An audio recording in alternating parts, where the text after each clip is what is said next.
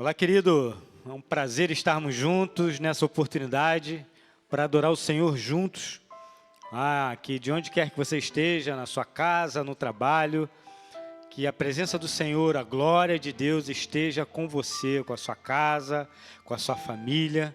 Que possamos nesses momentos, ou nesse momento, ter a oportunidade de buscar a Ele no entendimento que Ele é Deus, que Ele seja exaltado, que Ele seja glorificado na sua casa, na sua vida, que Ele seja Deus, Rei, Senhor das nossas vidas. Vamos adorar a Ele nesse momento, querido.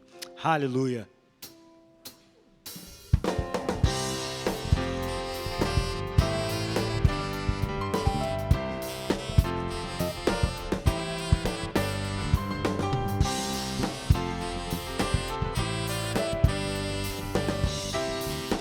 Declara assim então, eu vejo a glória, cante comigo. Eu vejo a glória do Senhor hoje aqui, a sua mão, seu poder sobre mim, os céus abertos hoje eu vou contemplar, o amor descer nesse lugar. Eu vejo a glória do Senhor hoje aqui, a sua mão, seu poder sobre mim, os céus abertos hoje eu vou contemplar, vou descer nesse lugar. Eu quero ver agora o seu poder, a tua glória inundar o meu ser. Vou levantar as mãos e vou receber, vou louvar o teu nome, porque eu sinto na introdução.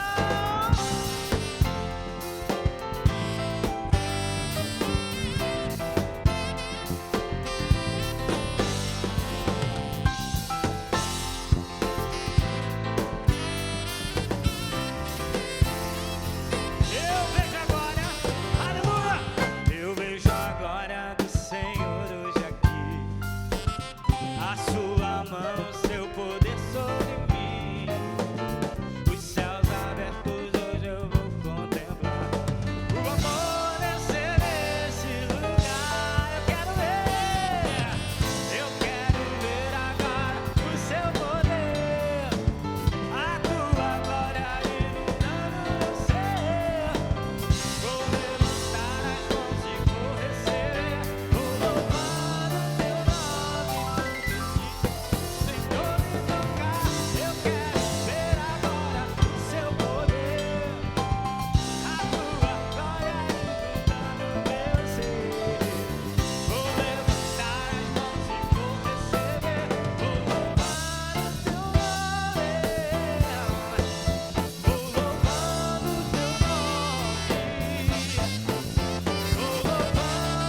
louvar o teu nome,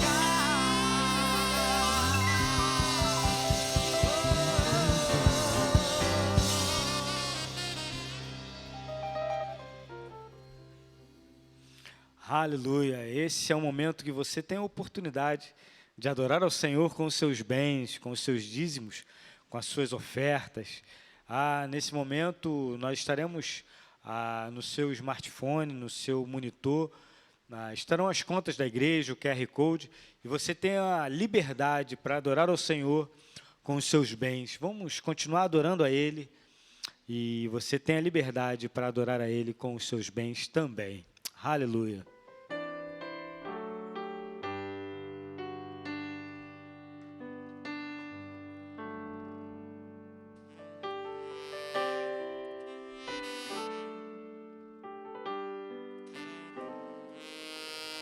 Me escutas quando clamo e acalma meu pensar. Me levas pelo fogo, curando todo meu ser. Confio em ti, confio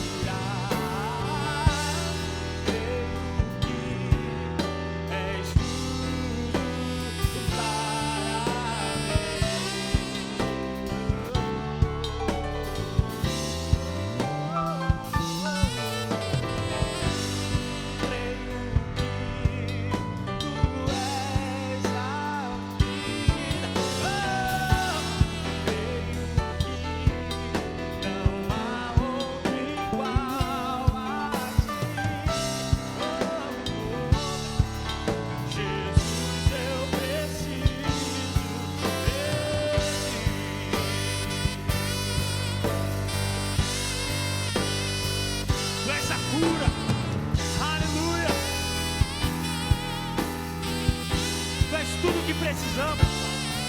Aleluia.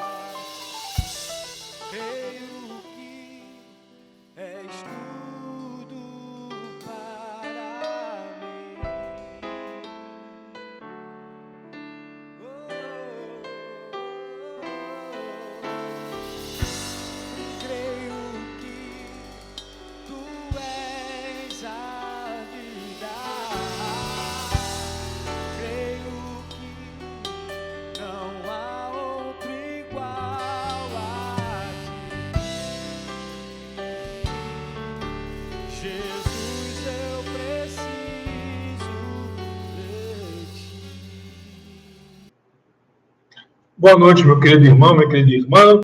Nós estamos aqui para o nosso culto da noite, domingo, e eu quero então convidá-lo e convidá-la a abrir a sua Bíblia no livro de Ruth, e também, se puder, deixar marcado aí o livro de Juízes, o primeiro capítulo, tá bom? O pastor Ipirangi tem feito uma série de estudos nos cursos de quarta-feira sobre o livro de Ruth, e isso me levou a pensar novamente no livro, aproveitando também o mês de março dedicado às mulheres. Parabéns a todas vocês.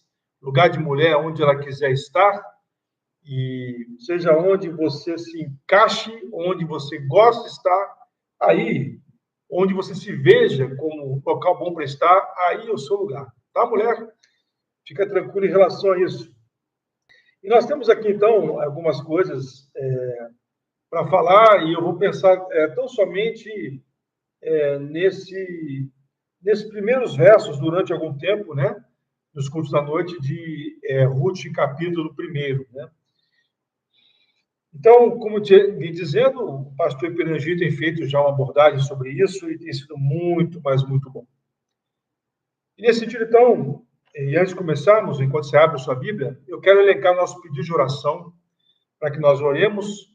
Vamos continuar orando pelo Gervásio, né, o irmão da Juliana Fidelis, que continua internado no hospital, está se recuperando de uma cirurgia, e a recuperação tem sido boa, mas vamos continuar orando por ele, pelo Marcelo, esposo da Vera, que fez uma cirurgia no ombro, que ele se recupere também da melhor forma e do modo mais rápido possível, é o que nós devemos orar. Há outros pedidos de oração pela saúde, né? Da Selma Lotufo, da Leila, irmã da Cláudia Nimer, da Tânia Barreto, da Cláudia, esposa do Marcelo, da Lucimar, Dona Zila. Vamos orar por essas pessoas também, pela Vanessa, pelo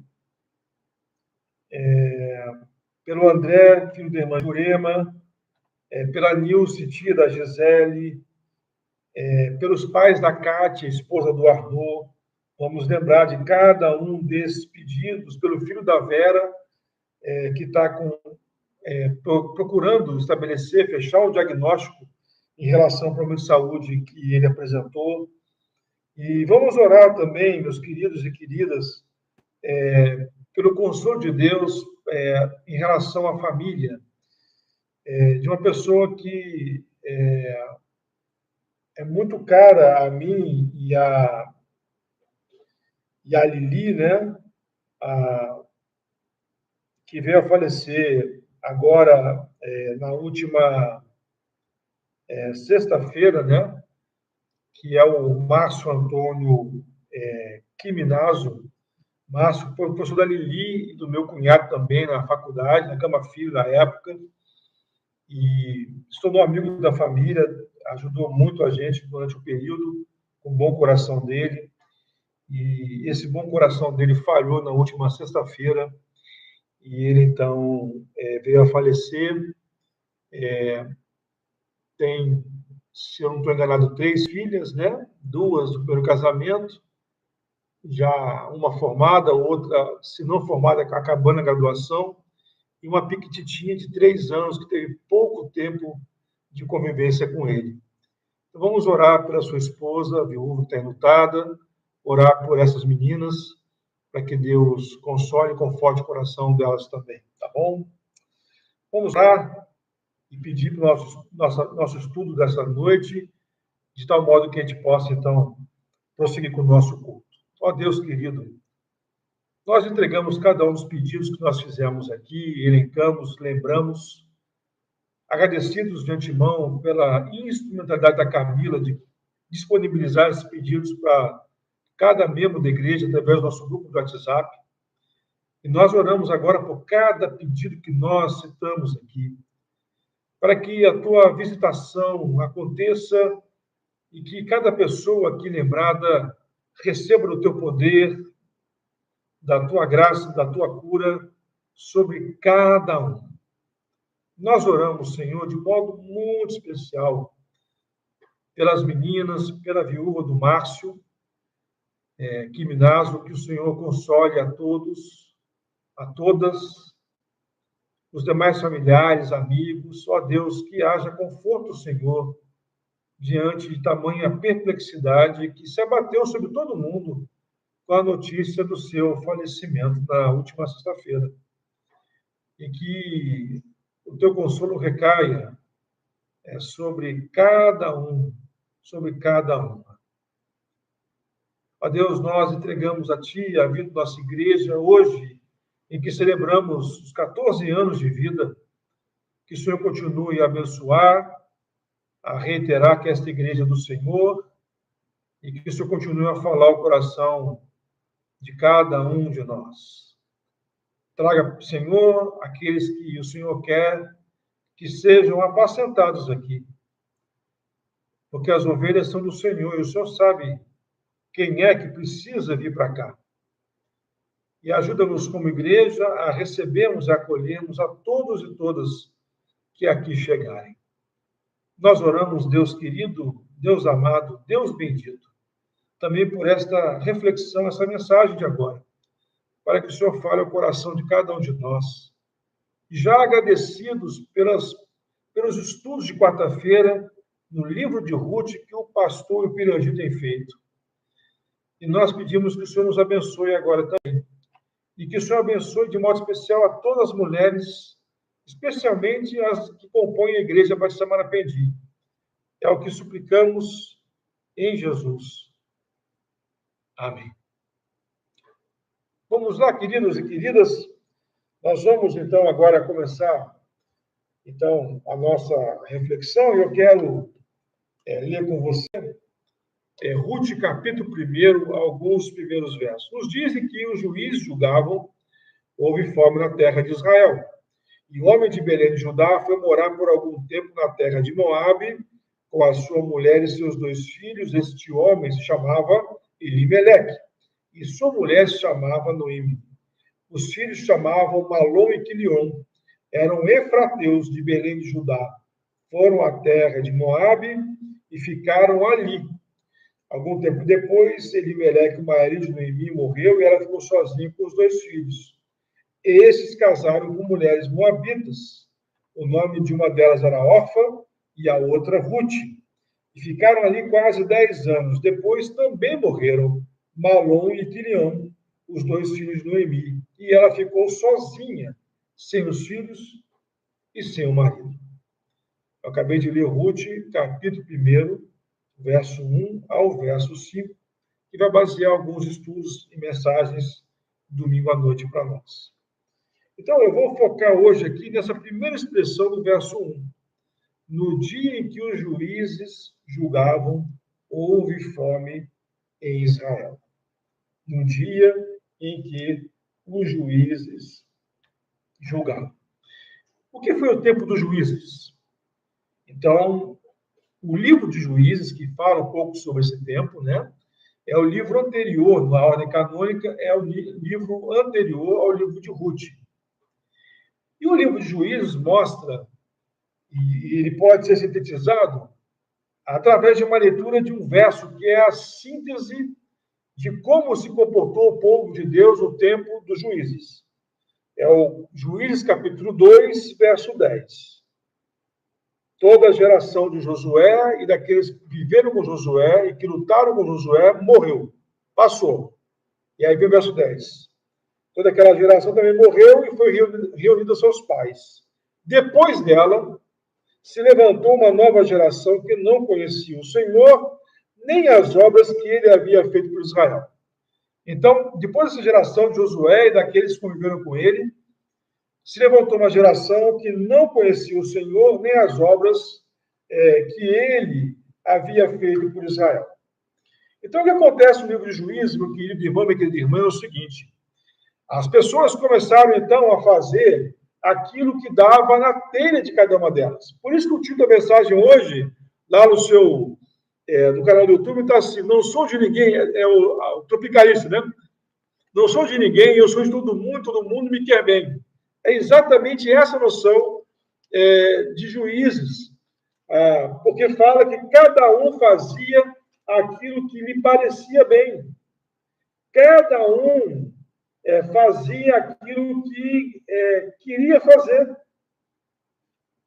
E, logicamente, que isso ensejou uma desagregação do povo de Deus e, consequentemente, também a sua perda da devoção, o que levou esses 2 fatores à perda da proteção divina e, logicamente, também, sem essa proteção divina, o povo de Deus desagregado passou a ser alvo da dominação de nações vizinhas, né? Então, as tribos começam a sofrer. Então, vamos lá. Qual é a tribo que está mais perto de Moabe? Qual é a tribo que está mais perto de Edom? Qual é a tribo que está mais perto? Então, essas tribos que estão mais perto de alguma nação, elas sofrem o ataque, a interferência dessa nação. E aí o povo geme debaixo dessa escravidão, né, de ter que trabalhar para os outros, para quem domina. E o povo clama ao Senhor por um libertador, por uma libertação. E aí o Senhor levanta uma figura de liderança, um juiz. Esse juiz, então, é investido por Deus de poder, né, ou de autoridade, ou de estratégia, como você queira pensar, e ele vai e enfrenta esse dominador de algum jeito, né? Alguns encaram um exército como Sansão, outros encaram de modo, vamos dizer assim, no ataque ao rei inimigo, né? Como Eliúde, outros encaram alguns líderes do povo inimigo, outros mobilizam o povo para uma batalha, como Gideão. Então, cada líder vai ser destacado e tem um modo de operação diferente, dependendo da situação em que está enfrentando. Isso é uma lição para nós. A liderança não deve agir com regras cabais, porque para cada realidade nós temos algum tipo de abordagem diferente. as linhas de liderança não são iguais e não se aplicam no totum para toda e qualquer realidade. Por isso que é uma bobagem pensar em replicar modelos ministeriais em outras localidades. Porque o modelo da igreja do Rick Warren em Saddleback não se aplica à Igreja Batista de Carapina, no Nordeste. Não se aplica lá. Então, cada coisa no seu quadrante. Agora, há algumas linhas de liderança que podem ser aplicadas, né? Então, o líder tem que ser um referencial, isso é uma linha de liderança. E isso se aplica a diferentes contextos, por exemplo. Então, o povo fragmentado, não só nas tribos, não havia união, alguma figura que unisse as tribos. Então, o povo estava fragmentado, sem essa liderança de coesão nacional.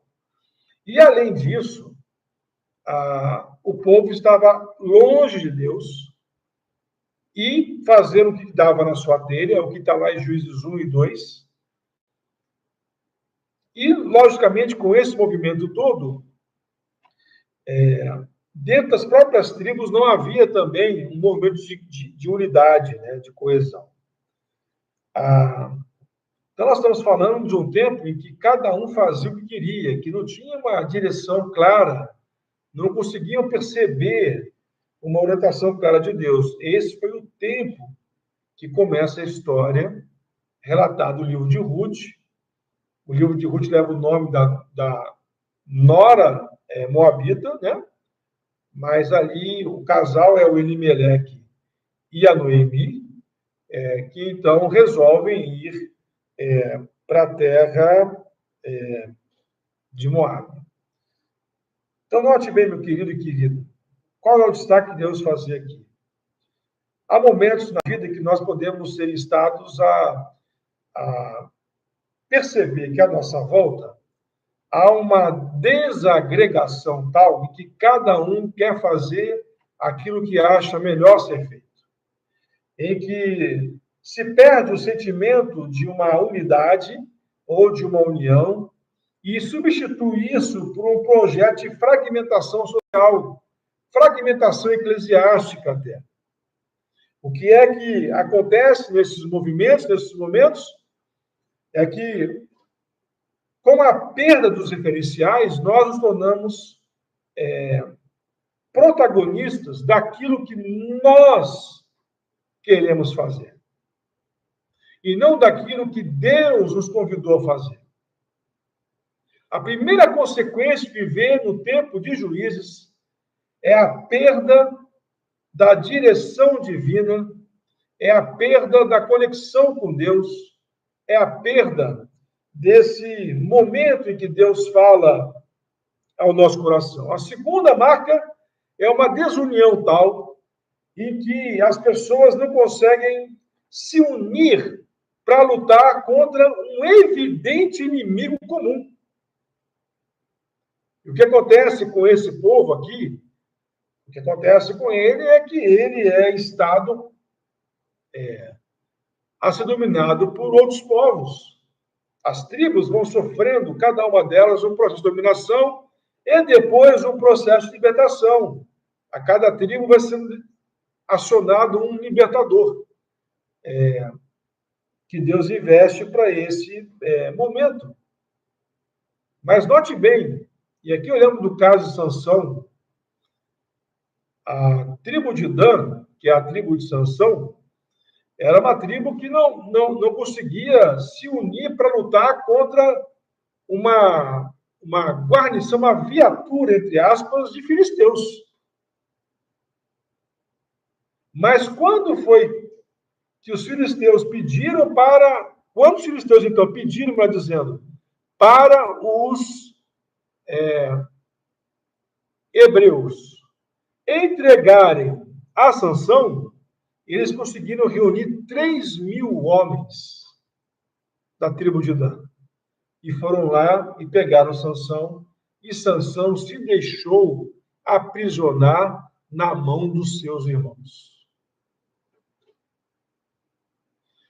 Difícil coisa é quando você se deixa aprisionar na mão dos irmãos. E pior ainda, é quando os irmãos se prestam para aprisionar a você.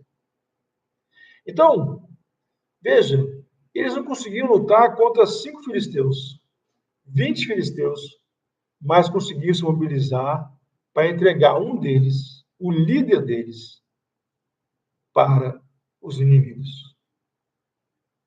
Isso diz muito de quando nós perdemos completamente a nossa devoção a Deus, em que nós perdemos completamente nossa conexão com o Senhor, em que há uma fragmentação tal, uma desunião tal, que qualquer tipo de postulação pragmatista ela é adotada como uma resposta fácil. E aí há então esta entrega de Sansão. É nesse episódio que Sansão pega a queixada do jumento, rompe as cordas novas, né? E mata, segundo o texto bíblico, 1000 filisteus. É a ação que está lá colocada na Bíblia. Logicamente que quando você tem uma realidade tão fragmentada, sem nenhum tipo de planejamento, logicamente que uma nação deixa de ser nação e, eventualmente, a fome vai graçar na terra. Porque se tiver um governo com um pouquinho de compaixão no coração, de empatia, e tiver um governo central, esse governo central pode se mobilizar e planejar para que não haja fome na terra, ou para que, se uma região estiver com fome e a outra com abastança, que ele possa fazer circular os produtos para que a região que está em carestia não passe fome.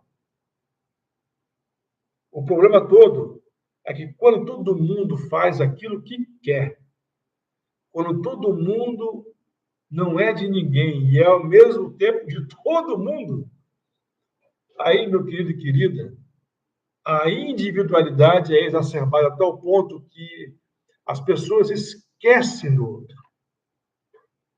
E quando se esquecem do outro, já não vive mais o segundo grande mandamento que Jesus bem foi indagado e lembrou: ame o teu próximo como a ti mesmo. E não poucas vezes na história, nós vimos isso agora recentemente, estamos vendo ainda, não poucas vezes na história do mundo, toda vez que uma nação, seja por embargo econômico, seja por guerra, seja por qualquer falta de planejamento, seja porque deixou de ser uma nação, cada um na sua, cada um por si, toda vez que aconteceu isso e que houve fome, também ocorreu as migrações. E as pessoas vão atrás da onde tem alimento. E isso não foi diferente lá com Elimeleque e Noemi. A grande questão é: será que quando nós sentimos falta de alguma coisa, nós devemos sair? Porque nem sempre essa saída é para a nossa vida. Às vezes, há saídas que são para a nossa morte. Então, a grande questão, meu irmão, minha irmã, quando nós tivermos alguma dificuldade e a gente avistar ou ter um vislumbre de uma possível solução de saída, a grande questão é a gente voltar a parar a nossa atenção, nosso coração, para ver se aquela saída é uma saída de Deus. Porque se ela não for de Deus, aquela saída pode ser uma saída para a nossa morte e não para a nossa vida. E, de fato, é o que acontece com a família de Elimeleque. Nós lemos, né, que Elimeleque morreu, e os filhos de Elimeleque também morreram. E Noemi, que queria dizer alegria, quando volta para sua terra, ela reconhecida em parte, né? As pessoas falam assim, mas essa não era Noemi?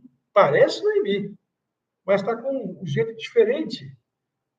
E ela pede, não me chame mais Noemi, me chame de Mara, porque a vida me levou o que eu mais amava. E eu estou com amargura de coração. Então, meu querido e querida, a lição para nós, quando nós tivermos uma dificuldade muito grande, é sempre procurarmos a saída que Deus indicar. E não entrarmos pela saída que nós achamos que é a melhor. Porque essa saída, em vez de nos levar para pastos verdejantes, pode nos levar para a morte. E nós vamos ver aqui, ao longo de mais alguns domingos, o que é que e onde é que está os problemas envoltos aqui nesse processo da escolha, da saída da família de Elimeleque e de Ruth, tá bom? Ou de Elimeleque e de Noemi. A Ruth vem depois, tá bom? Vamos orar? E agora, com o amor de Deus, nosso Pai, a graça de Jesus, o Filho, e a consolação do Santo Espírito de Deus seja com a Igreja Batista Marapendi e com o povo do Senhor espalhado sobre a face da terra, hoje e sempre. Amém. Se você puder, encaminhe esse link para os seus contatos e também peça para que eles se inscrevam no canal, tá bom? Deus te abençoe. Uma ótima semana. Paz e bem.